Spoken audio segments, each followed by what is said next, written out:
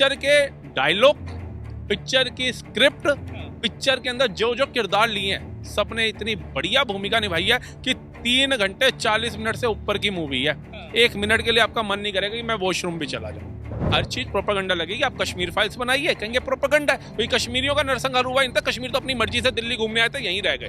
फिर इनसे पूछे उदयपुर फाइल, अरे कन्हैया लाल ने तो अपने आप को चाकू मार के गर्दन काटा था, उससे किसी ने मारा थोड़ी ना था। आप केरला फाइल बोलिए, अरे वो केरला की जो बहन बेटियां थी, लड़कियां थी, वो तो खुद ही सीरिया जाकर के अपना इज्जत का नीलाम करके आई थी। कोई ऐसी मूवी थोड़ी ना बनती है। तो इनको हर वो पिक्चर प्रोपेगेंडा लगेगी जो देश हित होगी। ये जो मूवी को लेकर के, धुरंधर 2 को लेकर के टिप्पणी दे रहा है, कौन विश्वास कर रहा है? जनता देखिए 500 400 करोड़ पार कर गई है और थिएटरों के अंदर लड़ाई हो रही है टिकट को लेकर के। और रही बात धुरंधर की, उसमें रणवीर सिंह का जो किरदार है बहुत बढ़िया लगा मुझे। इतने सालों से सोच रहे थे ना कि पाकिस्तान हमारा सबसे बड़ा दुश्मन है, उससे बड़े दुश्मन तो भारत में पनप रहे थे, ये पता चल गया।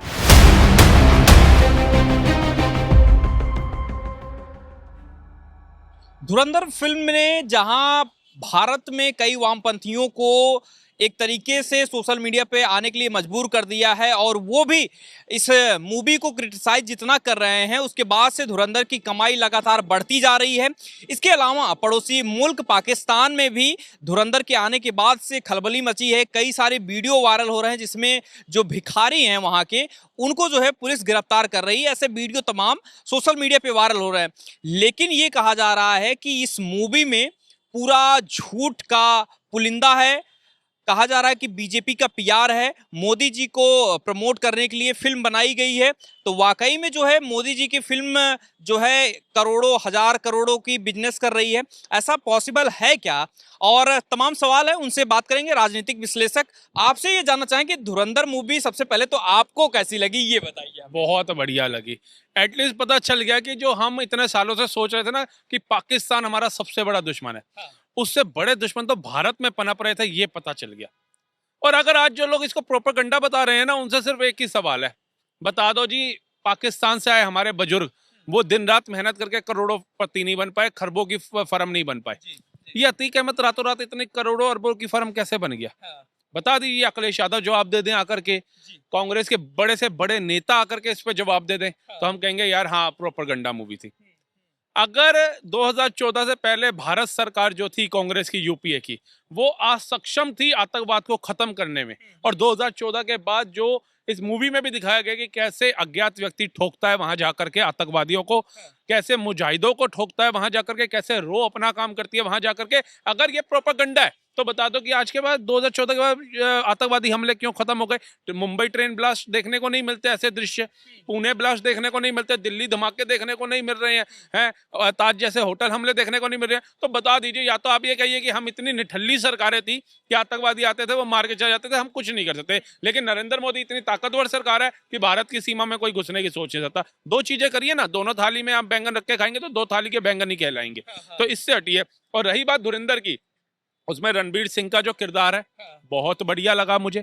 उसके बाद में जो स्टार्टिंग का सीन है जिसमें अगेंस्ट में वो फाइट करते हैं एक सरदार जी के साथ, निखिल मेहता उनका नाम है, और वो दिल्ली के हैं। जब मैंने उन पर स्टडी किया, दिल्ली के वो निखिल मेहता, उनकी जो एक्टिंग है आप देखो, क्या मतलब धमाकेदार डायलॉग बोले, डायलॉग देखे। मैं कहता हूँ एक्टर बहुत है, लेकिन ये निखिल मेहता का किरदार अच्छा लगा। एक हम बचपन में सीरियल देखा करते हैं श्रीमान श्रीमती, उसमें दिलरुबा का किरदार होता था।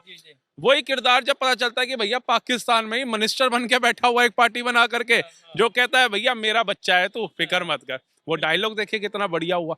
तो पिक्चर के डायलॉग, पिक्चर की स्क्रिप्ट, पिक्चर के अंदर जो जो किरदार लिए हैं, सबने इतनी बढ़िया भूमिका निभाई है कि 3 घंटे 40 मिनट से ऊपर की मूवी है। 1 मिनट के लिए आपका मन नहीं करेगा कि मैं वॉशरूम भी चला जाऊं। लेकिन आप कह रहे हैं कि 1 मिनट के लिए वापस जाने का मन नहीं करेगा वॉशरूम। ध्रुव राठी कर रहे हैं कि 4 घंटे बकवास फिल्म देखने से अच्छा है कि आप 4 घंटे हमारी मास्टर क्लास एआई के ले लीजिए। आप बताइए। भैया पैसा आ रहा है ना उसको, तो उसे तो पता है भारत के अंदर मूर्ख पाए जा रहे हैं जो जैसे अंग्रेजों को साथ किसने दिया था? भारतीयों ने दिया था, तभी राज करके 200 साल। मुगलों का राज किसने साथ किसने दिया? भारत के लोगों ने दिया, तभी राज करके कत्लेआम मचा गए, है ना? तो ऐसे ही ध्रुव राठी का साथ कौन दे रहा है? आज उसकी फॉलोवर लिस्ट उठा करके देखिए, भैया बैठा जर्मनी में है, जर्मनी के उसको 10 लोग फॉलो करते हैं, लेकिन भारत के आप जाकर के देख लिए 10 लाख से ज्यादा लोग फॉलो करके बैठे हुए हैं उसको। तो वो कहता है भैया ये मूर्ख लोग बैठे हैं यहाँ पे, जिनके देश के लिए मैं अब टिप्पणी करता हूँ, जिस देश के अंदर अराजकता फैलाने की मैं बात करता हूँ, जिन राम जी के ऊपर इतनी अभद्र टिप्पणी अभी उसने करी कि कहा जी राम जी तो इतने हिरन मार के खा गए थे कि हिरन ही खत्म हो गए थे। तो उस मूर्ख को ये नहीं पता कि माता सीता ने वो हिरन पालने की इच्छा व्यक्त की थी। जिस प्रभु श्री राम ने 14 वर्ष कंदमूल फल आहार खा करके जीवन व्यतीत किया, उनके ऊपर अगर ये ऐसी वीडियो बनाता है और उसके बाद भी भारत के, मैं हिंदू नहीं कहूंगा, मुस्लिम नहीं कहूंगा, सिख नहीं कहूंगा, ईसाई नहीं कहूंगा, भारतीय लोग जो सभी धर्मों का सम्मान करना जानते हैं, वो आज भी उसको अगर फॉलो करके बैठे हैं तो वो हंसता होगा, जब कैमरा ऑफ होता होगा ना, वो हंसता होगा परिवार के साथ, देखो मूर्ख लोग हैं, ये मुझे डॉलर देते हैं, एक एक क्लिप के ऊपर मैं वीडियो बनाता हूँ, ये मुझे फॉलो करते हैं और मुझे डॉलर के रूप में हर महीने लाखों रुपए करोड़ों रुपए आता है, वो हंसता है इनके ऊपर। तो आज भी अगर भारत के लोग ध्रुव राठी जैसे लोगों पर विश्वास करते हैं, अपने देश के प्रधानमंत्री पे नहीं कर रहे, अपने भारत के लोगों पे नहीं कर रहे हैं, अपने सनातन धर्म पे विश्वास नहीं कर रहे हैं, तो मैं कहता हूं उनकी बुद्धि भ्रष्ट हो चुकी है। लेकिन हम जैसे लोग हैं, जागरूकता फैलाते हैं, फैक्ट की बात करते हैं, सच्चाई की बात करते हैं। आपको मैं बताता हूँ एक किस्सा ध्रुव राठी का, कि मेरे को भी पहले लगता था बहुत अच्छा, मैंने खुद इसको फॉलो किया हुआ था। एक दिन मैंने बोला, जब इसने भारत की एजुकेशन सिस्टम के ऊपर सवाल उठाया, तो मैंने कहा ध्रुव राठी तो भाई बिकावट है। अगर भारत की एजुकेशन खराब है तो भैया आज जो भारत के बड़े बड़े साइंटिस्ट, अब्दुल कलाम साहब कहाँ भारत में ही पढ़े थे ना, अमेरिका चले गए थे, भारत में पढ़े। बड़े बड़े साइंटिस्ट जो हुए भारत में पढ़े, बड़े बड़े वैज्ञानिक डॉक्टर हुए भारत में पढ़े, जो आज अमेरिका की स्वास्थ्य व्यवस्था को चला रहे हैं, यहीं पढ़े ना। मैंने इसको ध्रुव राठी को ये बोला कि वो तो बिकावट, उसको ये नहीं पता कि इंडिया में पहले ई आता है या आई आता है, मतलब हिंदी में आप लिखेंगे तो इंडिया ई से आएगा और इंग्लिश में लिखेंगे तो आई से आएगा। तो इसने क्या किया, उस क्लिप को काटा और उसने ये प्रेजेंट करके दिखाया अपनी वीडियो में कि ये देखिए भारत का एजुकेशन सिस्टम, कि यहाँ के लोगों को ये नहीं पता इंडिया ई से होता है या आई से होता है। तो वही प्रोपेगेंडा जो मैंने इसका पकड़ा ना, तो मैं समझ गया ये भारत को सिर्फ पैसों के लिए बदनाम करता है और कुछ नहीं करता। ये जो मूवी को लेकर के, धुरंधर 2 को लेकर के टिप्पणी दे रहा है, कौन विश्वास कर रहा है? जनता देखिए 500 400 करोड़ पार कर गई है और थिएटरों के अंदर लड़ाई हो रही है टिकट को लेकर के। तो ध्रुव राठी को आज कौन सुन रहा है? कोई नहीं सुन रहा। जिस तरीके से राहुल गांधी को लोगों ने सुनना बंद कर दिया, उस तरीके से ध्रुव राठी को भी लोगों ने सुनना बंद कर दिया। कहा जा रहा है कि मोदी का पीआर हो गया है ये जो धुरंधर 2 मूवी है। तो भैया एक बात आ दीजिए, नोटबंदी हुई, ठीक है, पाकिस्तान के अंदर, ये तो उस समय की बात है, पिक्चर तो आज हुई, उस समय की बात है कि एक काला बाजारी करने वाला, नकली नोट छापने वाला उस गोदाम में मरा पाया गया, फांसी से लटका हुआ। और ये अब पाकिस्तान के अखबार की खबर है, ये पाकिस्तान की रिपोर्ट है, भारत की नहीं है। क्यों मारा गया और कहां उसके पास इतना इंडियन करेंसी का पैसा क्यों छापे पड़ा, बता दीजिए। तो इनको हर चीज प्रोपेगेंडा लगेगी। आप कश्मीर फाइल्स बनाइए, कहेंगे प्रोपेगेंडा है, कोई कश्मीरियों का नरसंहार हुआ, इनका कश्मीर तो अपनी मर्जी से दिल्ली घूमने आए थे, यहीं रह गए। फिर इनसे पूछे उदयपुर फाइल, अरे कन्हैया लाल ने तो अपने आप को चाकू मार के गर्दन काटा था, उसे किसी ने मारा थोड़ी ना था। आप केरला फाइल बोलिए, अरे वो केरला की जो बहन बेटियां थी, लड़कियां थी, वो तो खुद ही सीरिया जाकर के अपना इज्जत का नीलाम करके आई थी, कोई ऐसी मूवी थोड़ी ना बतिया। तो इनको हर वो पिक्चर प्रोपेगेंडा लगेगी जो देश हित होगी। ये धुरंधर 2 के अंदर बैंड किसकी बजाई है? पाकिस्तान की। धमाके आतंकवादियों के किसने करे हैं? पाकिस्तान के। दर्द यहाँ क्यों हो रहा है भैया? क्या रिश्ता कहलाता है? बताएंगे जरा, ये जो इसको एजेंडा बता रहे हैं। आरफा को बहुत ज्यादा दर्द हो रहा है। आरफा खानम शेरवानी कह रही हैं कि हिंदू मुसलमान किया जा रहा है, ये हमारे देश की संस्कृति नहीं रही है। जो जिस तरीके से पाकिस्तान की छवि पेश की जा रही है, जिस हिसाब से मुसलमानों की छवि पेश की जा रही है, ये गलत है, इससे भेदभाव। क्या भारत के मुसलमानों ने रोल अदा किया है क्या? क्या भारत के मुसलमानों पे प्रश्न चिन्ह खड़ा हो रहा है क्या? क्या कश्मीर के मुसलमानों पे प्रश्न चिन्ह खड़ा हो रहा है क्या? क्या तमिलनाडु के मुसलमानों पे प्रश्न चिन्ह खड़ा हो रहा है क्या? पाकिस्तान के मुसलमानों पे प्रश्न चिन्ह खड़ा हो रहा है, पाकिस्तान के आतंकवादियों के ऊपर प्रश्न चिन्ह खड़ा हो रहा है, पाकिस्तान के मुजाहिदीनों के खिलाफ प्रश्न चिन्ह खड़ा हो रहा है। मिर्ची आरफा खानम को क्यों लग रही है भैया, बताएंगे?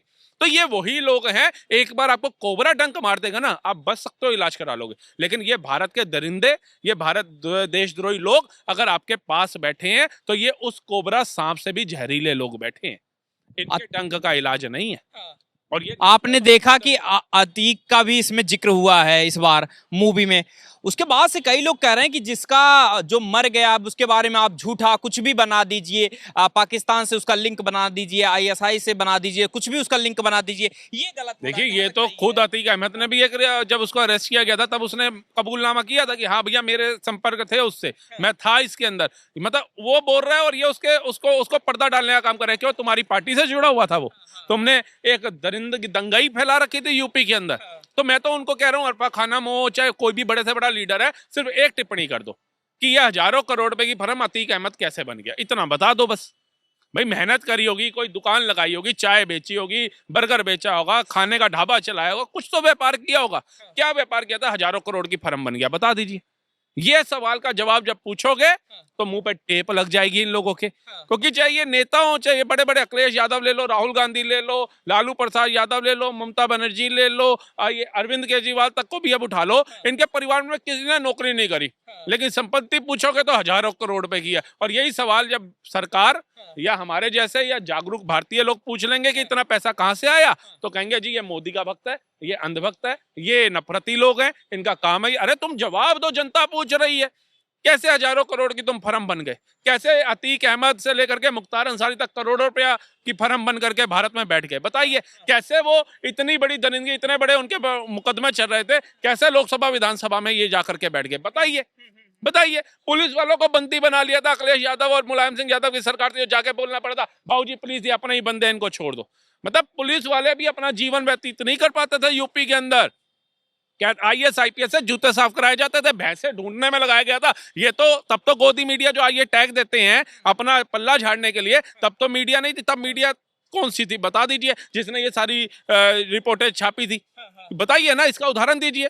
ये कहां से आई थी? आईएएस आईपीएस तबादला लेते हुए डरता था यूपी के अंदर, बिहार के अंदर। ये स्थिति थी इनके कार्यकाल के अंदर। गंगा जल जैसी पिक्चरें बन जाती थी। ये दबदबा, ये खूब मतलब एक कहते हैं ड्रामना दृश्य था ये यूपी और बिहार का। आज यूपी भी बदल रहा है और बिहार भी बदल रहा है। जो आजादी के 79 ईयर्स तक यूपी आज कहां पहुंचा? 70 साल तक ये 3.5 लाख करोड़ का बजट ला पाए थे अखिलेश यादव सरकार एंड तक। 2017 8.5 लाख करोड़ का पार कर गया। कैसे कर गया भैया बता दीजिए? यूपी तो वही है, लोग तो वही है, लोग थोड़ी ना बदल दिए, सिर्फ एक सरकार बदल के देखी यूपी के लोगों ने। लेकिन ये बताइए कि कहा ये जा रहा है कि जैसे अतीक को लेकर कहा जाता माफिया है, गुंडा है और ये सब जानते हैं, लेकिन इस इतनी सिंपैथी जो है क्यों अतीक के लिए, इतना क्यों दर्द? अगर मूवी में उसका दिखाया गया कनेक्शन और वो माफिया था, उसके लिए कोई बहुत अच्छा इंसान तो था नहीं, उसके लिए इतना दर्द क्यों इन लोगों को? देखिए आने वाले समय में 2027 के चुनाव है, जब जनता को ये पता चल गया भैया ये सिर्फ दरिंदा नहीं था, ये बलात्कारी नहीं था, ये लोगों की जमीनें हड़पने वाला इंसान नहीं था, ये दंगाई नहीं था, ये तो देशद्रोही भी था। नोटबंदी के अंदर जो काला बाजारी होती थी वो इसके माध्यम से होती थी यूपी चुनाव के अंदर। आज पता चल गया जनता को, और जनता कहेगी भैया ऐसे बंदों को अगर सपा अपनी पार्टी में लेकर के टिकट देता था तो सपा भी इसमें सम्मिलित थी, तभी तो अतीक के आगे झुक जाती थी। आप बताइए दाऊद इब्राहिम जैसा इंसान बॉलीवुड पे कैसे राज कर गया, भारत पे कैसे, मुंबई पे राज कर गया? बताइए कैसे कर गया वो राज?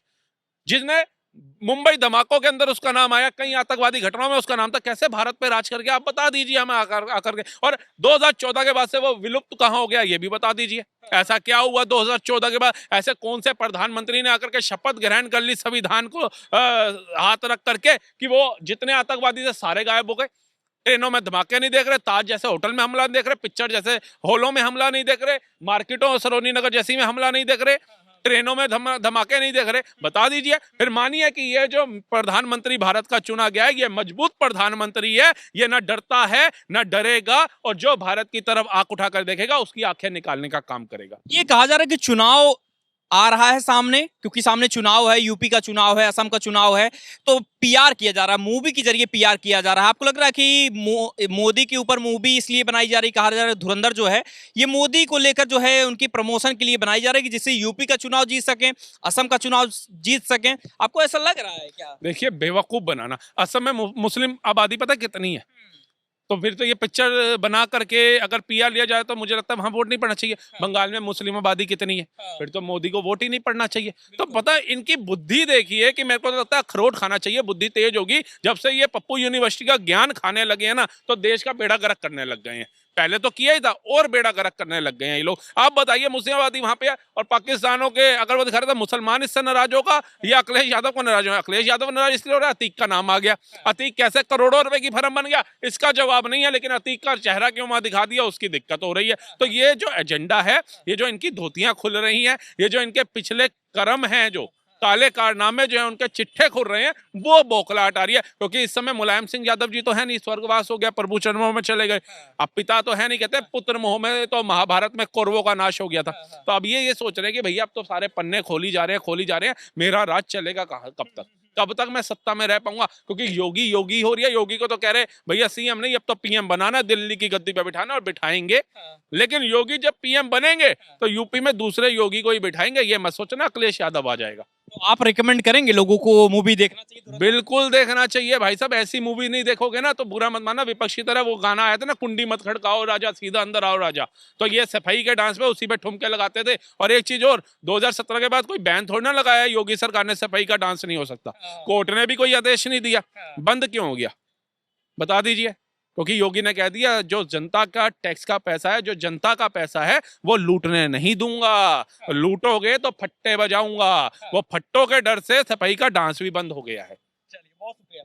तो देखिए जिस तरीके से धुरंधर पे लगातार विवाद उठ रहा है, उसके बाद कई सारे सवाल उठाए जा रहे हैं।